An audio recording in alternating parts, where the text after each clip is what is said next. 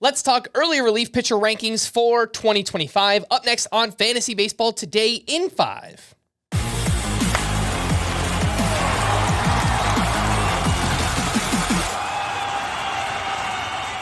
Welcome into FBT in 5 on Tuesday, December 3rd. I am Frank Stampfl, joined by Scott White, and welcome to December. Hope everyone had a happy Thanksgiving. Let's take a look at Scott's top 12 relief pitcher rankings for next season, and the top 4, no surprises. Emmanuel Clase, Devin Williams, Josh Hader, and Edwin Diaz.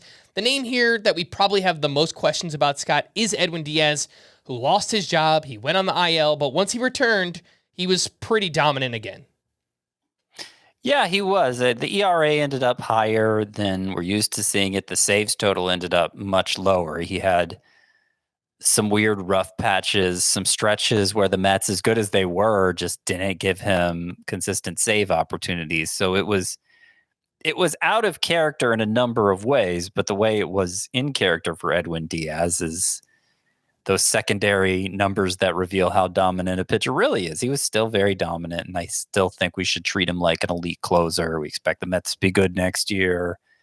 I think we'll see the save chances tick up. I mean, Josh Hader had some of the same kind of weirdness this past season, and yet I'm keeping them in my top 4 because I think the ways they disappointed us were pretty fluky, and the clearer dominance indicators are still strong.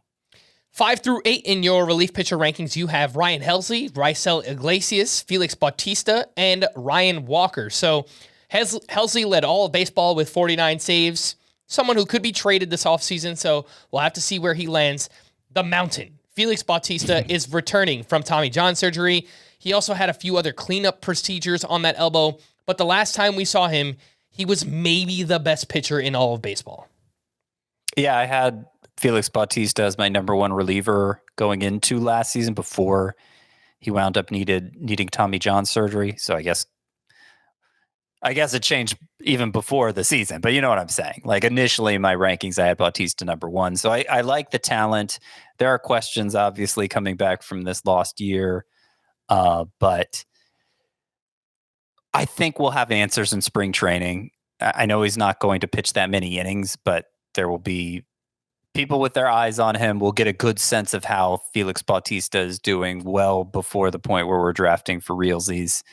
So I do think this is a fairly optimistic ranking for this point in the offseason, but I think I'll be able to adjust down as needed. The reason I put Felix Bautista 7th is because I feel like it's a clear top 6. We mentioned the top 4, Emmanuel Clase, Devin Williams, Josh Hader, and Edwin Diaz. Then Ryan Helsley, the saves leader from this past year. Raisel Iglesias, always very bankable. So the questions start around 7 for me. That's why I slotted Bautista there. I do like Ryan Walker a lot at 8, though. I think some people may be undervaluing him. He looks like a dominant closer for the Giants.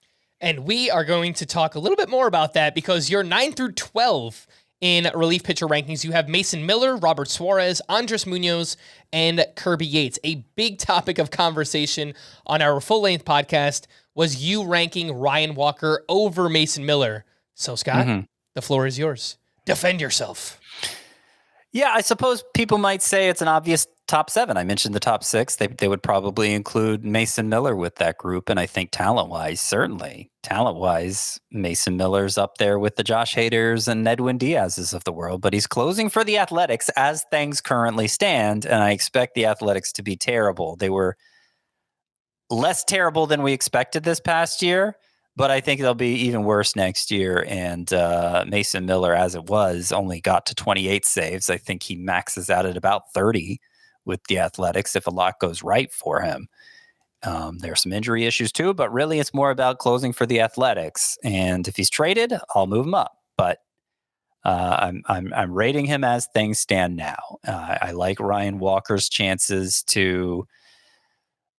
I think the Giants have a better chance of being around 500, much better chance than the A's do, and I think that'll improve Ryan Walker's potential for saves considerably over Mason Miller.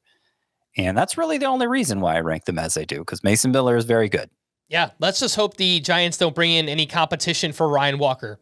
Based on how he pitched this past season, they probably shouldn't, but, you know, Stranger things have happened. Obviously, if it happens, I'll change it. And it's worth noting also, Kirby Yates, 12th is where I have him. He's a free agent, so we don't know for sure he's going to be a closer next year, but I'm hopeful he will be.